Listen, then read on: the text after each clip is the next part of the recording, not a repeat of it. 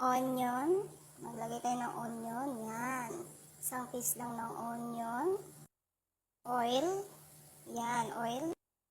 Mix. Yan, hanggang sa maluto siya. Mix lang. Yan. Ang pagluluto ni Super Mom. Yan. Chicken.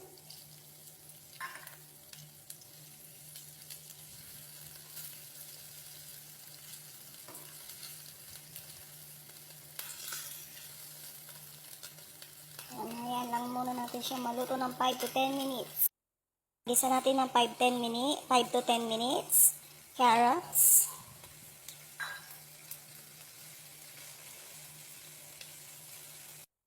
Add tayo ng garlic seasoning kasi wala tayong fresh garlic. Ayan. Masarap yan pag mabawang. Mag-add din tayo ng ating pamintang durog. Ayan. Mix. Yan. Megos mo na yan insan. Magulo po ang aking video kasi tayo lang po ang umahawak ng ating cellphone. Yan. Pag na megos mo na yan insan. Yan. Yan. I-simmer lang natin siya ng konti. Yan. Yan. Tapos yung ganyan. Lutuin natin siya ng 5 to 10 minutes. Simmer lang natin ng konti. Yan. Yan. Yan. Yung ginamit ko po dito na nilagay ko na garlic. Ayan po, powder po siya. Garlic powder at saka black pepper na durog. So, pag naluto na po siya na ganyan, yan, naluto na siya. Nagkulay na rin yung carrots. Yan. Hindi kasi ako makain ng ganong luto na gulay. Gusto ko yung lang siya, yung sinasabi nila na na mas masarap daw kainin ng gulay pag hindi siya lusak. So, ilagay na natin to. Yan. Mix. Ganyan lang siya. And then, yan. Ganyan na siya. Siyempre, hindi na, yan, ang ganda niya, diba? Maglalagay tayo na itong creamy. Lalagyan na natin siya ng creamy.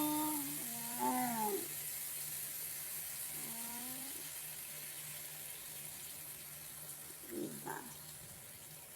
Kaya ko siya tinawag na chicken broccoli na creamy. Baliktad yata. Creamy chicken broccoli pala. Ayan. Yan na ang magluluto dyan. Siyempre, bago natin makalimutan, timplahan natin siya ng asin.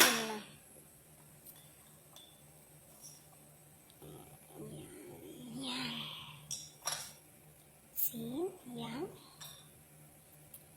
Siyempre, lulutuin natin ng bahagya.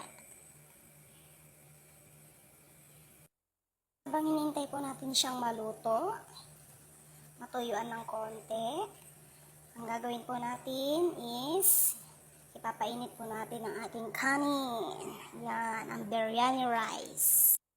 Pag ganito na po siya kalapot, sobrang lapot na ganyan na, syempre maglalagay tayo dyan ng tinatawag nila dito na bakdonas.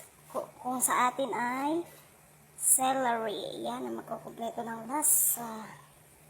Yan, celery.